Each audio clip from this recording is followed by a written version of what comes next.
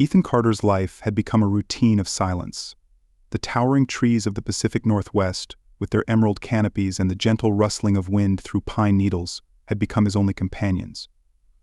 Far from the bustling world of people, he lived in a cabin miles away from the nearest town, nestled deep within the forest. The weight of past failures hung heavy on his heart, especially the disastrous mission to Mars 3 years ago that claimed the life of his best friend and left him shattered. He had escaped to this quiet solitude in search of peace, but even here, far from the stars, something inside him still ached. The evening had settled in with a typical drizzle, soft enough that it barely made a sound on the roof of his wooden cabin. Ethan sat near the crackling fire, sipping on a cup of coffee, staring into the flames, lost in thought. His trusty old radio hummed softly in the background, crackling in and out of reception as it always did in the mountains. It was a peaceful, familiar kind of loneliness, the kind he had grown used to. But then, the night tore apart. A sudden flash of brilliant light streaked across the sky, slicing through the blanket of clouds like a comet on fire. The radio hissed with static interference, louder than usual. Ethan's heart skipped a beat. He rushed to the window, eyes wide as the fiery object disappeared behind the tree line with a distant, thunderous crash that shook the very earth beneath his feet. What the hell was that, he muttered, heart racing. He grabbed his jacket and flashlight, throwing them on with the precision of a man trained for emergencies. The forest outside his cabin was eerily silent. Even the usual chorus of crickets and owls had stopped, as if nature itself held its breath. Ethan moved quickly, his flashlight cutting a narrow path through the trees. The scent of burnt wood and something metallic grew stronger as he neared the crash site. When he finally reached it, what he saw left him speechless. Half buried in the soft, mossy earth was a small spacecraft, its metallic hull still glowing faintly from the heat of re-entry. The craft was sleek and alien, nothing like the space vehicles he had worked on in his years as an astronaut. It was damaged, with one wing torn off and sparks flickering from exposed wires. Strange symbols unlike anything he had ever seen glowed faintly along its surface, their meaning completely alien to him. But it wasn't the craft that held his attention. Lying just a few feet away from the wreckage was a figure, crumpled on the ground. Ethan approached cautiously, the beam of his flashlight trembling slightly. As he got closer, his breath caught in his throat. The figure wasn't human. It was a woman, or at least she resembled one. Her form was humanoid, 2 arms, 2 legs, a head, but her skin was an ethereal, shimmering green, unlike anything he had ever seen on Earth. It had a soft luminescence, almost as if it absorbed the light from his flashlight and radiated it back in a softer glow. She wore a form-fitting suit of silver, torn and burnt in places, revealing patches of her vibrant green skin beneath. Her long, dark hair was tangled and matted with dirt, and her face, though strikingly beautiful in an alien way, was contorted with pain. Ethan crouched beside her, his instincts kicking in. He gently touched her neck, feeling for a pulse. There it was, faint but steady. She was alive. Relief flooded through him for a brief moment before reality hit him like a punch in the gut. This is an alien. She's real. This isn't some weird dream. But there was no time to dwell on the strangeness of the situation. The woman was in critical condition. Her breathing was shallow, and there was blood dark and thick, almost black, seeping from a gash in her side. Ethan had seen enough injuries during his time in space and on the ground to know she wouldn't last long without help. Without a second thought, he lifted her into his arms, surprised at how light she was, as if gravity had less of a hold on her body. She stirred slightly, her eyes fluttering open for a moment. He caught a glimpse of them, large, almond-shaped, and glowing a soft, pale blue. She tried to speak, but only a weak, unintelligible sound escaped her lips before she passed out again. Ethan's mind raced. He had no idea what she was or where she had come from, but one thing was clear: she needed help, and fast. He hurried back through the forest, the weight of the alien woman in his arms both heavy and surreal. His heart pounded, not just from the physical exertion but from the sheer impossibility of the situation. Back at the cabin, he laid her down gently on his old couch. His hands moved quickly, gathering whatever supplies he had. It wasn't much, just a basic first aid kit, some bandages, antiseptic, and a few tools.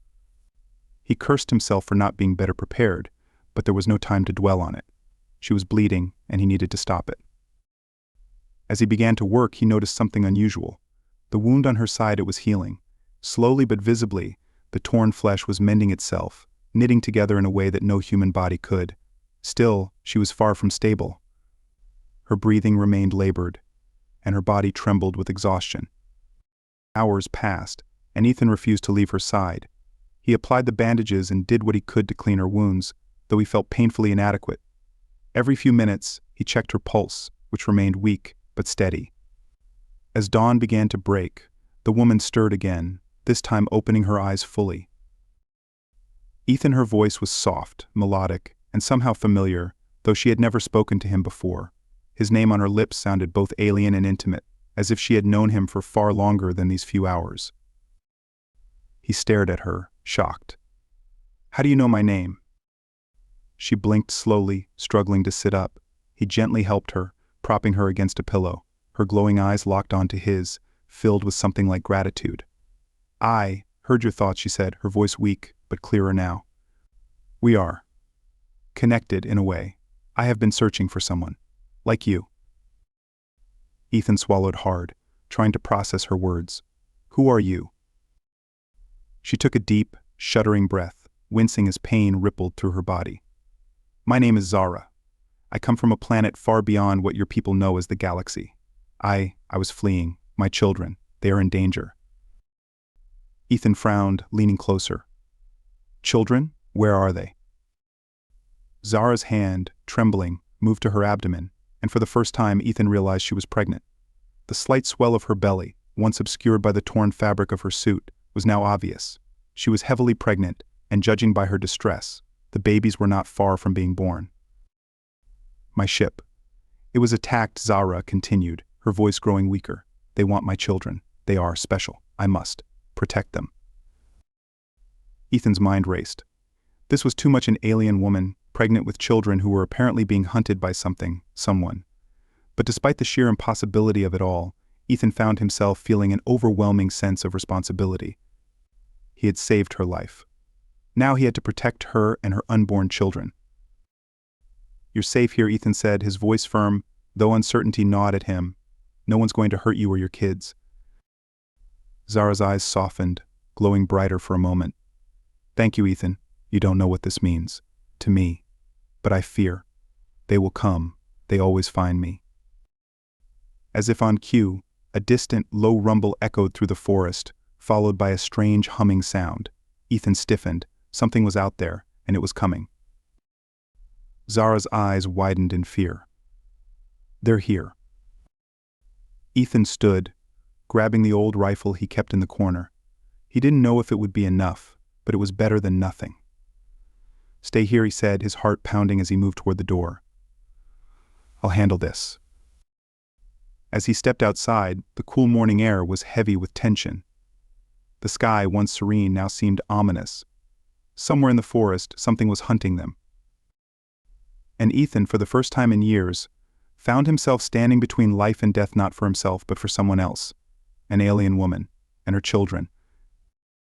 The stakes had never felt higher. The cabin felt smaller, tighter, with an undercurrent of tension humming through the air.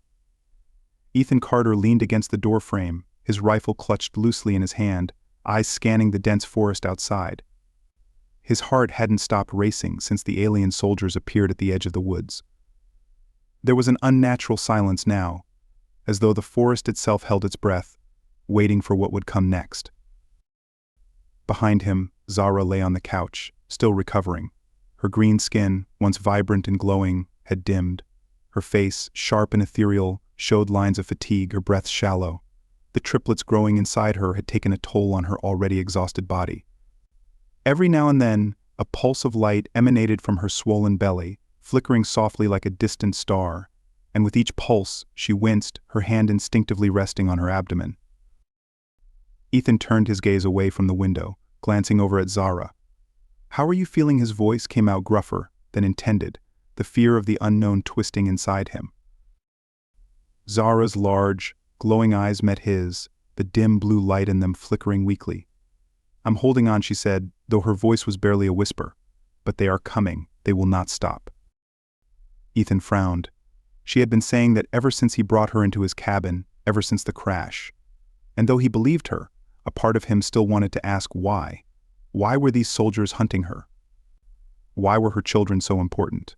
But he had learned enough during his time in space sometimes the answers didn't matter. What mattered was survival. "We've got some time," Ethan muttered, walking over to check the rifle. "They're not going to find us here, not yet." Zara shook her head, her hand trembling as she pressed it to her belly. "They can sense them. My children. Oran's soldiers are tracking them through the energy they emit. I've shielded them as long as I could, but I'm growing weaker." Her eyes closed briefly, and a shudder passed through her. "We don't have much time." Ethan clenched his jaw. He didn't like feeling helpless. In space, things had always been concrete, tangible problems with tangible solutions. A malfunctioning module? Fix it. An oxygen leak? Patch it. But here, facing an unknown enemy with an alien woman in his home, the situation felt far more slippery, dangerous. And yet, in the face of this, a strange sense of responsibility had taken root inside him, a protective instinct that he couldn't shake. "I'm going to fix your ship," Ethan said, his voice firm. "That's our best chance. We need to get you out of here, back to your world." Zara opened her eyes, gazing at him with a mix of gratitude and sorrow. "I fear. Even if the ship is repaired, Orin will follow us. He won't stop. He wants my children for their power." Ethan's brow furrowed. He had pieced together fragments of Zara's story, but he hadn't asked for details. Now, with time running out, he felt a surge of urgency to know more. "Why your children?" Ethan asked, setting the rifle down and moving closer to Zara. "What makes them so valuable?" Zara looked away, her gaze lost in the faint flicker of the fire in the hearth. "On my world, Aelorians possess abilities connected to the energy of the universe. Most of us are peaceful, living in harmony with the natural forces around us. But my children, they are different. They are rare, born with an ability to manipulate energy on a scale we have never seen. Orin, he wants to use them, weaponize them." Her voice cracked as she spoke, the strain of fear palpable. "If he captures them, they won't live as children. They will be tools, instruments of war." Ethan's chest tightened at her words. The thought of children, innocent, vulnerable beings being used for such dark purposes, filled him with a fierce, protective anger. He had seen enough cruelty in the world, even within his own species. The idea of Orin, a being from another galaxy, preying on these unborn children, hit a nerve in Ethan that he hadn't felt in years. "They won't take them," Ethan said, his voice low but full of resolve. "I won't let that happen." Zara looked up at him, her eyes softening. "You don't even know us, yet you risk everything. Why?" Ethan didn't answer right away. He wasn't sure he had the words to explain it. Maybe it was the astronaut in him, the part that had always longed for discovery, for connection beyond the stars. Or maybe it was something simpler, something primal. The need to protect. The need to matter. "I just do," he finally said, shrugging off the deeper reasons. "It doesn't matter why." Zara gave him a weak smile, but before she could speak, a sharp crack echoed from outside. Both of them froze. The silence of the forest was broken. "They've found us," Zara whispered, her voice trembling. Ethan's heart kicked into overdrive. He grabbed the rifle, moving toward the window in a low crouch. His eyes scanned the tree line, searching for movement. For a moment, everything was still, too still. Then, just on the edge of the clearing, he saw them, figures in silver armor, humanoid but impossibly tall, their sleek bodies covered in shimmering exosuits. They moved with the fluid precision of hunters, weapons glowing faintly at their sides. His grip on the rifle tightened. "Zara, we need to move." But Zara's face was pale, her strength nearly gone. She clutched her belly, her glowing skin flickering weakly. "I can't," she whispered. "They're too close. They're drawing power from the children." Ethan's mind raced. The soldiers were closing in fast, and Zara was in no state to fight, much less flee. He glanced at the wreckage of her ship, still smoldering from the crash. There had to be something there, something he could use. His eyes darted to the tangled mess of wires and metal scattered around the clearing. "Stay here," Ethan ordered, his voice tight with urgency. "I'm going to set a trap." Without waiting for her response, he sprinted toward the wreckage. His hands worked quickly, stripping wires, connecting circuits, his mind flashing back to his years as an engineer in space. Improvisation had been key to survival then, and now it was all he had left. He ripped a power cell from the remains of the ship, the faint hum of its energy vibrating in his hands. The soldiers moved closer, their metallic footsteps crunching softly on the forest floor. Ethan's heart raced as he rigged the power cell to the ship's exposed thrusters. It wasn't much, just enough energy to cause a distraction, maybe buy them a few minutes. He glanced back at Zara, who had struggled to her feet, leaning heavily against the doorway of the cabin. Her face was pale, and her eyes flickered with pain, but there was still a fire in them. She met his gaze, and though no words passed between them, there was an understanding. This was their last stand. The moment Ethan activated the power cell, a deafening roar exploded from the wreckage. The thrusters lit up with a violent burst of energy, sending flames and debris into the air. The soldiers staggered, their sleek forms momentarily disoriented by the blast. Now Ethan shouted, racing back toward the cabin, "We need to go now." Zara stumbled toward him, her movements slow and labored. Ethan caught her as she faltered, throwing her arm over his shoulder and half carrying, half dragging her into the forest. Behind them the soldiers regrouped, their weapons humming to life again. Blue beams of energy sliced through the trees, narrowly missing Ethan and Zara as they weaved through the thick underbrush. Ethan's breath came in short, ragged bursts, his muscles screaming in protest, but he didn't stop. He couldn't. They pushed deeper into the forest, the towering trees offering some semblance of cover, though the soldiers' pursuit remained relentless. Ethan's mind raced, searching for a way out. His cabin was compromised, the ship was destroyed, and Zara was barely holding on. They were out of options. Except for one. "There's an old bunker," Ethan panted, glancing down at Zara. "About a mile from here. We can hole up there, buy some time." Zara nodded weakly, her breath shallow and quick. "I don't have much strength left, but we need to try." They pressed on, Ethan leading them through the winding trails of the forest, his muscles burning with every step. The soldiers were gaining, their eerie, rhythmic footsteps echoing behind them. Just as Ethan thought they wouldn't make it, the bunker came into view. It was small, half buried in the earth, a relic of an old Cold War project long abandoned. Ethan had found it years ago during one of his solitary treks through the woods. He hadn't thought much of it at the time. Now was their only chance. He pulled Zara inside, slamming the heavy steel door shut behind them. The sound reverberated through the bunker, leaving them in silence, save for the sound of their ragged breathing. Ethan leaned against the wall, trying to catch his breath. Zara collapsed onto the floor, her glowing skin flickering weakly. The pulse of light from her belly had dimmed to almost nothing. We need to hide the energy signature," Zara gasped, clutching her abdomen. "Orin soldiers. They'll find us otherwise." Ethan knelt beside her, his heart racing. "How do we do that?" Zara's eyes fluttered open, her breathing shallow. "There's a way, but it will drain me completely." "No," Ethan said firmly. "You're already weak. You'll die if you—" "I have to protect them," Zara interrupted, her voice trembling but resolute. "They're all that matters." Ethan stared at her, the weight of her words sinking into him. She was willing to sacrifice herself to save her children, and though he barely knew her, he felt a surge of emotion and unshakable need to protect her, to protect the life growing inside her. He took her hand, squeezing it gently. "We'll find another way." Zara looked up at him, her eyes soft but filled with determination. "There is no other way. I trust you, Ethan. But this is my choice." Before Ethan could protest further, Zara closed her eyes, her body going still. A soft glow emanated from her chest, spreading outward until it enveloped the entire bunker in a pale, shimmering light. Ethan watched in awe as the light slowly faded, leaving the room dim and silent. Zara lay unconscious, her skin pale, her breathing shallow, but the energy signature had vanished. The soldiers wouldn't find them here, not for now. Ethan knelt beside her, his heart heavy. He had no idea what to do next, but one thing was clear. He wasn't going to lose her, or the children. Not without a fight. The bunker was cold, damp, and silent, save for the rhythmic breathing of the unconscious Zara.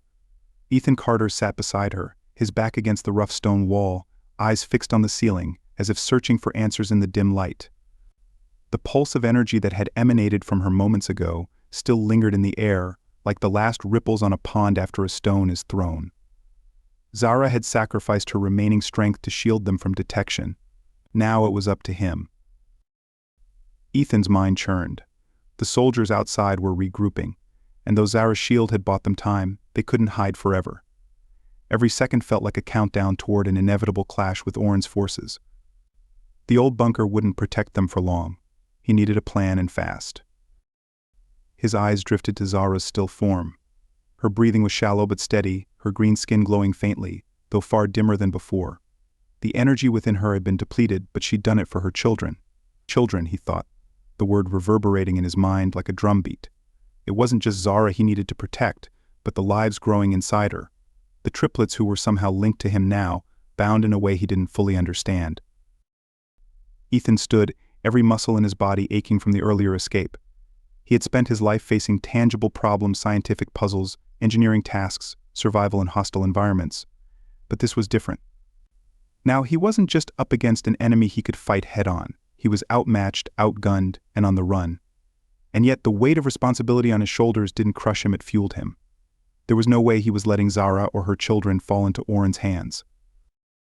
He crossed the small, dimly lit room to where Zara lay and knelt beside her. Gently, he brushed a strand of dark hair from her face, his fingers barely grazing the cool surface of her skin. "I don't know how to get you out of this," he whispered, "but I'm going to figure it out."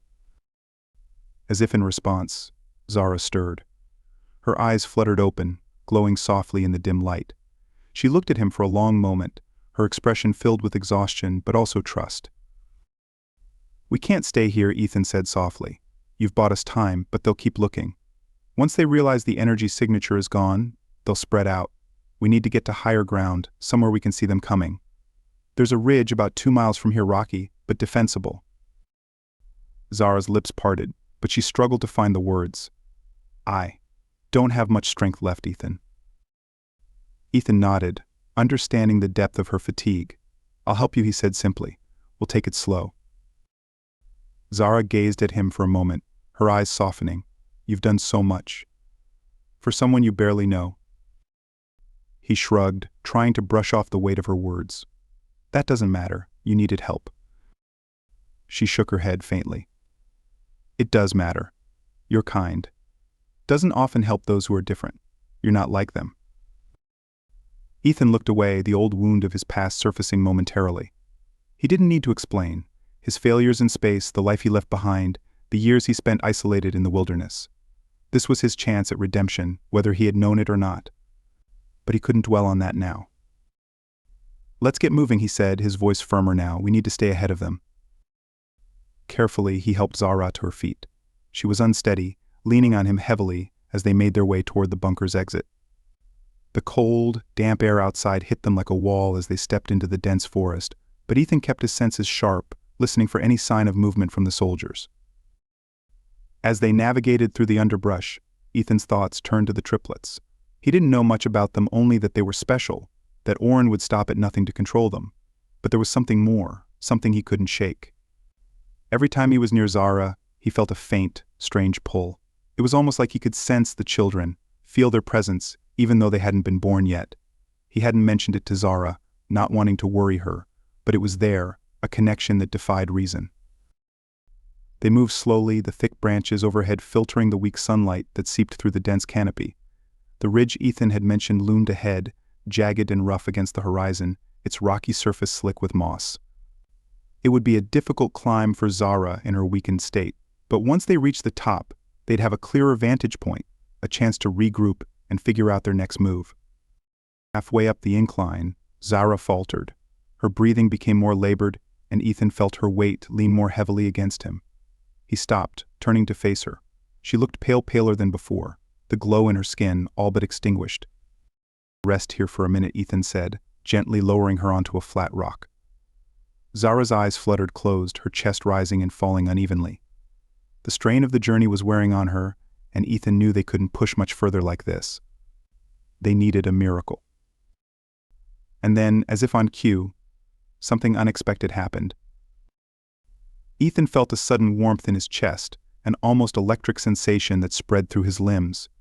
His pulse quickened, and for a brief moment he thought it was adrenaline, until he realized the feeling wasn't his own.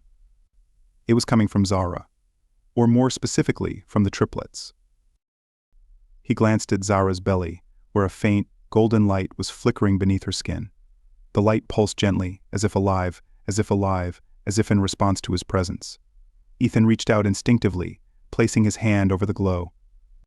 The moment his fingers touched her skin, he felt it a surge of energy, not violent but powerful, filling him with warmth and strength.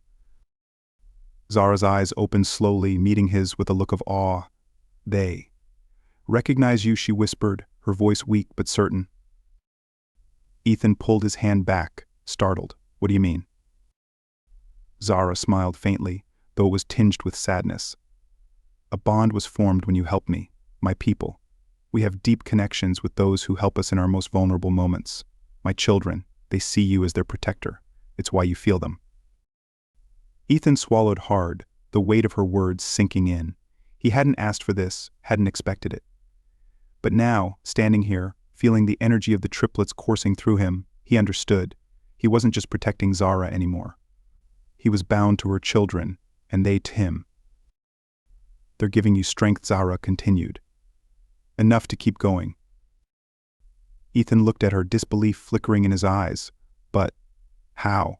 They're not even born yet." Zara's smile deepened, though it remained tired. "Energy. Life. It doesn't work the way humans think. They are already alive, already aware. They know what's at stake." Ethan stood in stunned silence for a moment before nodding. "Then we'll use it. Let's get to the top." With renewed strength, both his own and the strange energy from the triplets, they resumed their climb.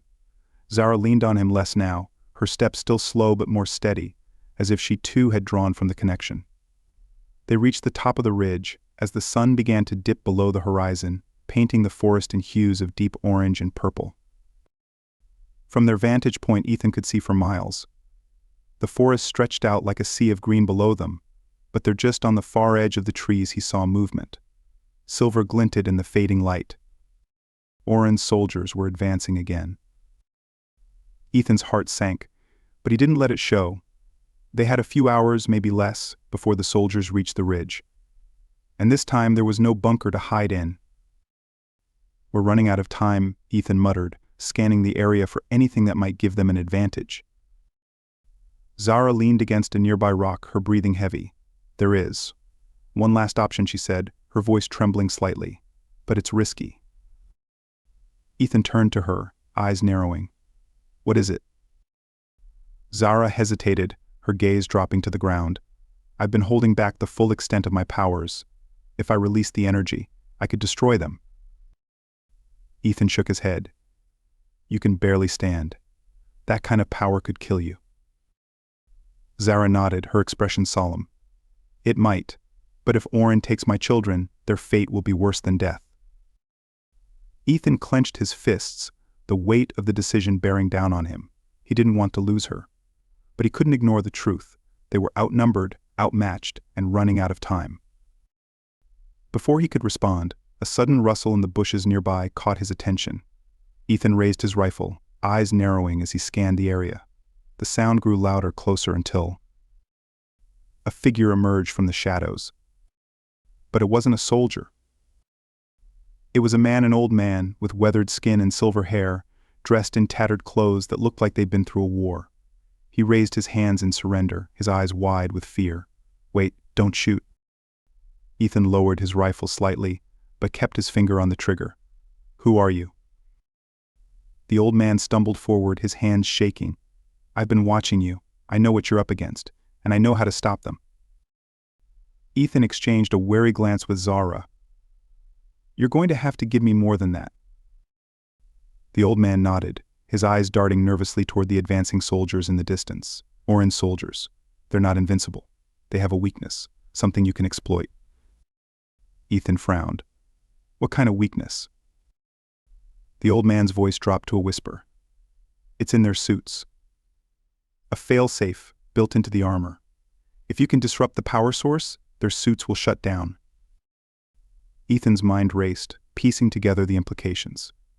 If what the man said was true, it could give them the edge they desperately needed. How do we disrupt it? Ethan asked, his voice tense with urgency.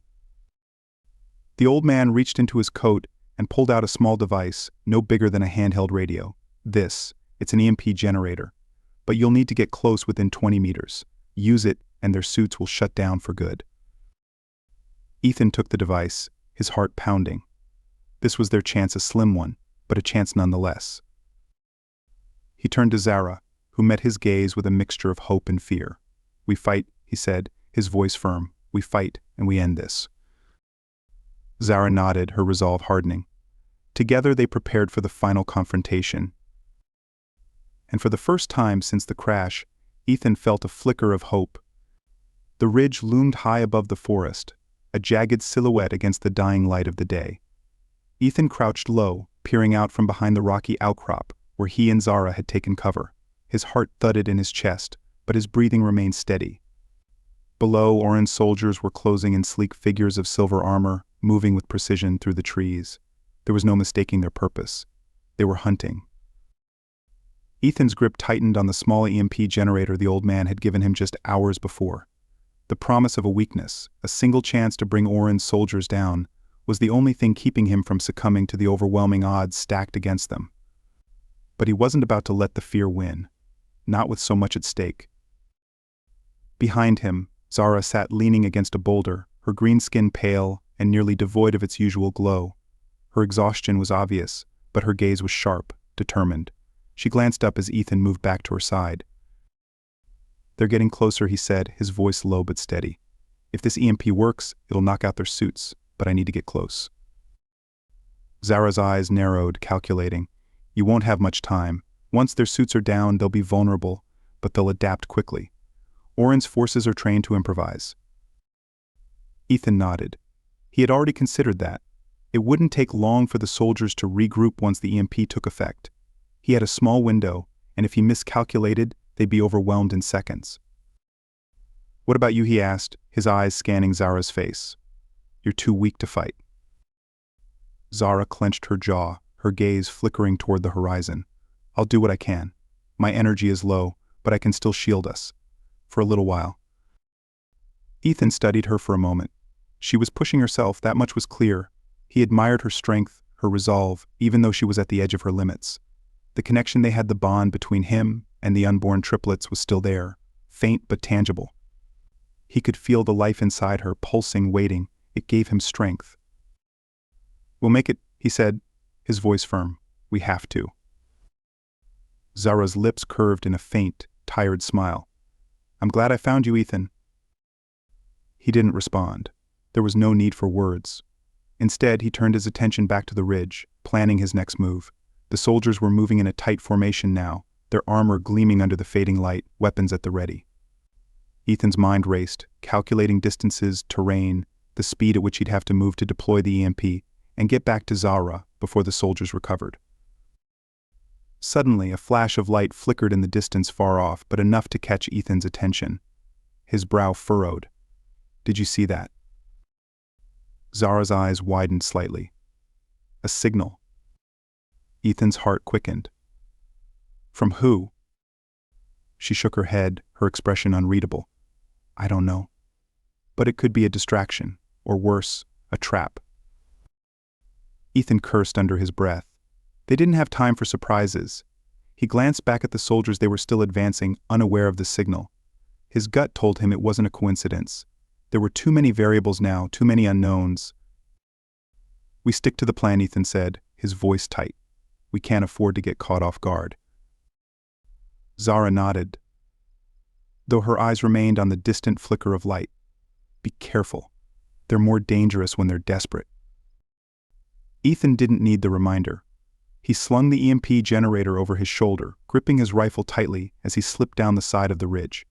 The ground beneath him was uneven, covered in slick moss and jagged rocks. Every step felt calculated, deliberate. He had to move silently, unseen, or risk alerting the soldiers to his presence before he was ready to strike. As he approached the edge of the trees, the hum of the soldiers' suits became clearer, almost mechanical, blending with the sounds of the forest. Ethan could feel the tension coiling in his chest, every nerve in his body alert. He crouched low, waiting for the right moment. The soldiers were now within range. Their movements were precise, synchronized, as though they were part of a single unit. Ethan's fingers hovered over the EMP device, his breath shallow.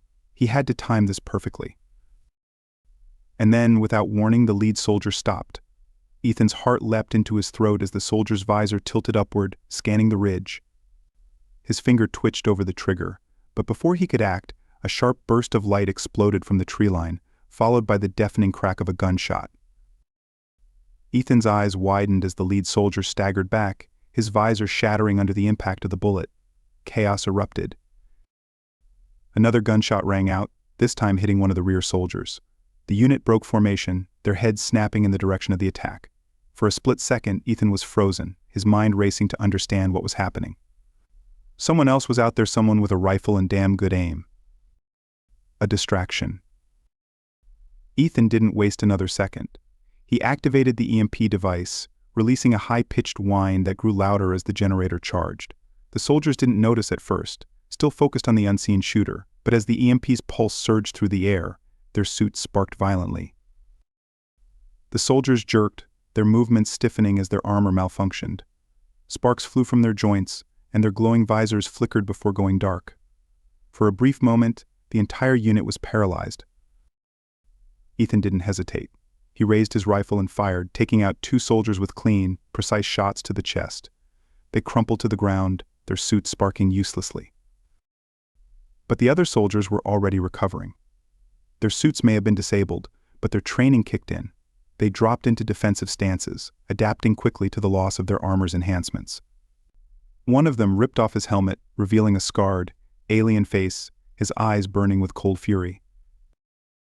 Ethan gritted his teeth, firing again. His shot missed, striking a nearby tree instead. The soldier moved too fast, darting between the cover of trees with unnatural speed, even without his suit's aid. Ethan ducked behind a rock as a volley of return fire hissed through the air, the sizzling energy rounds narrowly missing his head. His mind raced. He couldn't take them all down like this. He needed another advantage. He needed time. And then the shooter struck again.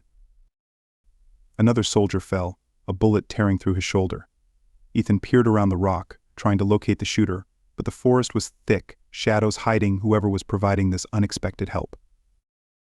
The soldiers, now down 3 of their own, regrouped. Their leader barked orders in a guttural alien language, and the remaining soldiers spread out, their weapons raised. Ethan knew he couldn't hold them off for long. He glanced back up at the ridge where Zara was waiting, her energy too depleted to defend herself if the soldiers broke through. His mind flashed back to the old man's words. Their suits have a failsafe. If he could keep them off balance, by just a few more minutes, maybe they'd get sloppy. Ethan took a deep breath and darted from his cover, firing off 2 more shots before diving behind another tree. A soldier fired back, the heat from the energy round searing the air just inches from Ethan's side. He rolled to the ground, scrambling behind a thick boulder. Suddenly there was movement to his right. Ethan spun, raising his rifle, but froze as a figure emerged from the underbrush. It was the old man. Ethan stared in disbelief as the man moved with surprising agility for someone his age. He carried a long rifle, the barrel still smoking from the recent shots. "I told you," the old man growled, taking cover beside Ethan. "Oran's soldiers aren't invincible." Ethan's mind reeled. "You're the one taking them out." The old man nodded, his eyes gleaming with a strange intensity. "I've been fighting Oran's kind for years. They think they're untouchable, but they bleed like anyone else." Ethan didn't have time to question him further. The soldiers were advancing again, their weapons drawn, their focus renewed. The EMP had disrupted their suits, but it wouldn't keep them down for much longer. "Can you take out the leader?" Ethan asked, his voice tight. The old man grinned, his teeth yellowed and sharp. "Leave him to me." Before Ethan could respond, the old man was gone, slipping through the trees with the skill of a seasoned predator. Ethan focused on the remaining soldiers, picking off one as he moved from cover to cover. His aim was precise, but each shot took precious seconds, and the soldiers were getting closer. And then, just as one of the soldiers raised his weapon to fire at Ethan, a sharp crack echoed through the forest. The leader of Oren's soldiers crumpled to the ground, a bullet lodged in his skull. The remaining soldiers faltered, their discipline shattered by the sudden loss of their commander. Ethan seized the moment, taking down the last two with a pair of clean shots. Silence fell over the forest. Ethan lowered his rifle, his chest heaving with the exertion. His gaze flickered up to the ridge, and relief flooded through him as he saw Zara still standing, watching from above. He'd done it. They had survived. The old man reappeared, wiping sweat from his brow. "They'll send more," he said, his voice grim. "Oren doesn't give up easily." Ethan nodded. He knew this wasn't over. But for now they had won a small victory. And that was enough. "We need to get moving," Ethan said, his mind already planning their next steps. "We can't stay here." The old man gave a short nod. "I know a place. Follow me." As they gathered their supplies and began the trek through the forest, Ethan felt the weight of the battle still heavy on his shoulders. They had survived, but for how long? And what would happen when Oren himself came for them? The answers would have to wait. For now, they had a new ally, and a chance, however slim, to escape. But the next confrontation was already looming on the horizon. And this time it wouldn't be just soldiers.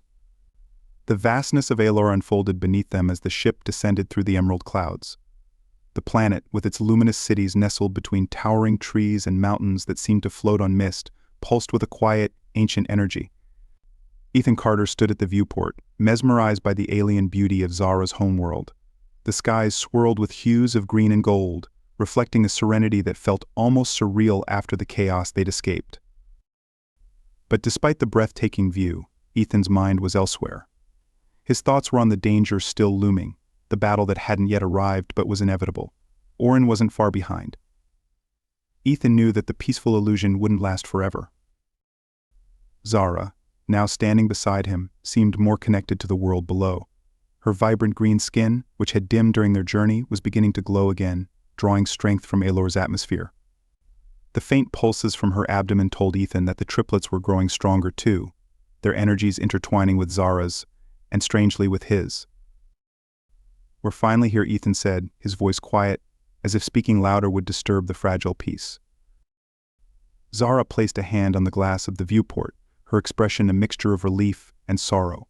"I never thought I'd return. So much has changed. So much I left behind." Ethan glanced at her, knowing there were parts of her past on this planet she hadn't yet shared with him. Their bond had grown strong during their escape, but Aelor carried history pain. Perhaps that was her own. "You don't have to face it alone," he said, sensing her hesitation. Zara looked at him, her glowing eyes soft. "I haven't been alone since I found you." The sincerity in her voice struck him. Despite everything, despite the fact that they were from different worlds, despite the constant threat hanging over them, they had formed something deeper. Ethan wasn't sure what to call it, but he felt it too. It wasn't just the bond he shared with the unborn triplets, it was Zara herself. She had become someone he could not imagine losing. The ship shuddered slightly as it passed through a shimmering barrier, a protective shield that enveloped Aelor. Zara explained earlier that this shield was ancient, powered by the planet itself, designed to keep Aelor safe from outside threats.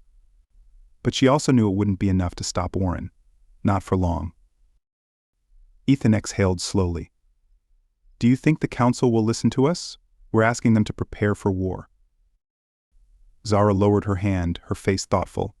"They will listen, but whether they'll act is another matter. Aelorians are a peaceful people, Ethan. They do not easily embrace conflict." "They won't have a choice," Ethan said firmly, his voice hardening. "Oren won't negotiate. He'll come for the children, and he'll destroy anyone who stands in his way." Zara nodded. "I know, but convincing them to fight won't be easy." Ethan's gaze shifted back to the viewport, watching as the ship glided over a vast forest, its trees glowing faintly in the twilight. "Then we'll show them why they have to." The ship landed softly on one of Aelor's floating platforms, which hovered above a massive city interwoven with nature. The platform itself pulsed with bioluminescent lights, welcoming them to a place that seemed at once futuristic and primordial. Ethan stepped out first, his boots touching the ground of a world unlike any he had ever known. It was quiet here, the air heavy with life and energy. but beneath that calm he felt the weight of the coming storm.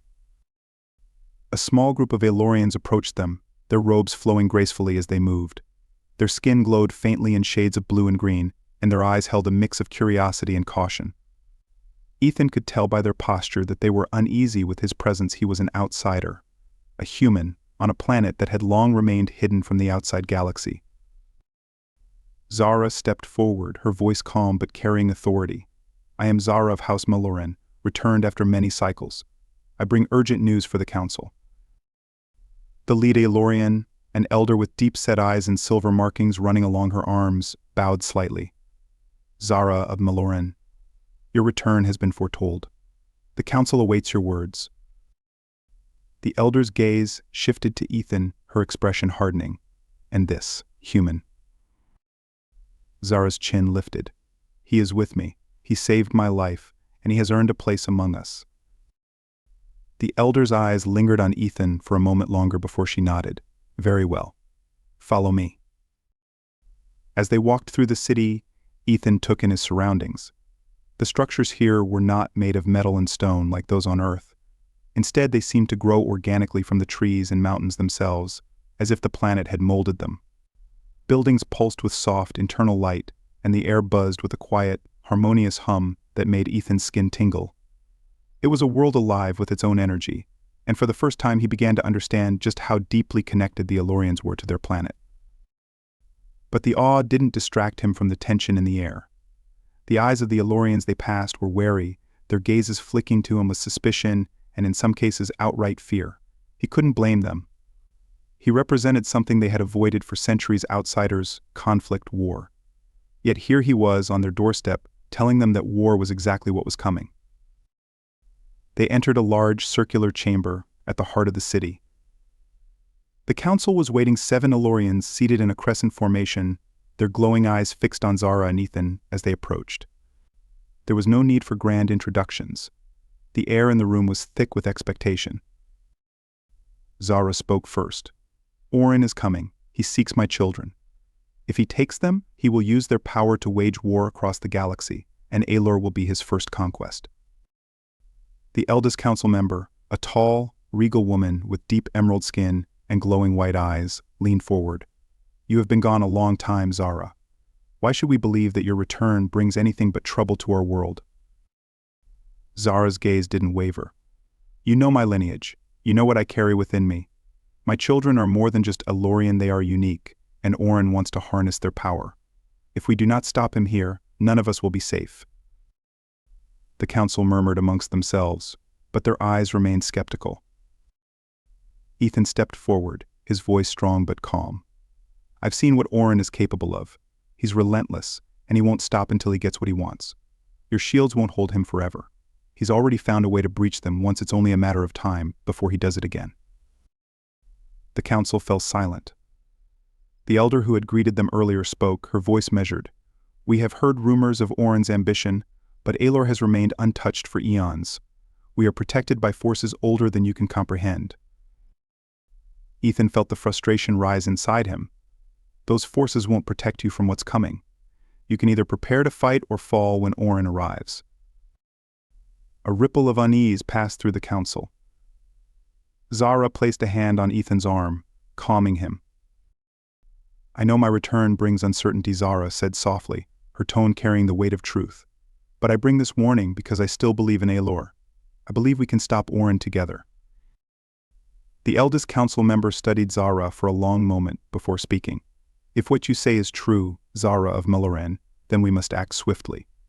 The ancient defenses of Aelor can be awakened, but they have not been used in generations. We will need time to prepare." "You won't have much time," Ethan warned, stepping forward again. "Orin won't wait. He's already on his way." The council members exchanged worried glances, their confidence clearly shaken. Zara bowed her head slightly. "Thank you. We will do what we can to help, but know this: if Aelor falls, it won't just be our world that suffers. Orin's reach will spread across the galaxy." The council rose as one, signaling the end of the meeting. The eldest council member spoke again, her voice filled with quiet resolve. "We will prepare, Zara. But you and your companion must be ready. When the time comes, we will need your strength." Later, as they walked through the glowing streets, Ethan couldn't shake the weight of the council's uncertainty. They had agreed to prepare, but he had seen their hesitation, their reluctance to fully embrace the coming war. It wasn't enough. "Do you think they'll act in time?" Ethan asked, his voice low. Zara glanced at him, her eyes soft with concern. "They'll act. But Aelorians are not warriors, Ethan. Their strength comes from the planet, from peace. This war will test them in ways they've never known." Ethan exhaled slowly, feeling the tension coil tighter in his chest. "We can't afford to fail." Zara placed a hand on his shoulder, her touch grounding him. "We won't. I won't let Oren take my children. I won't let him take us." The words hung in the air between them, heavy with unspoken meaning. Ethan met her gaze, feeling the pull between them grow stronger. It wasn't just the bond with the triplets anymore. It was something more, something that had formed in the crucible of their shared struggle. "I won't let him take us either," Ethan said, his voice quieter now, filled with a determination that ran deeper than anything he'd ever felt. As they continued walking, the stars of Aelor shimmered above, and the quiet hum of the city filled the night air. But in the distance, Ethan could sense it, the dark presence of Oren drawing nearer. The final battle was coming. And this time, Ethan would be ready.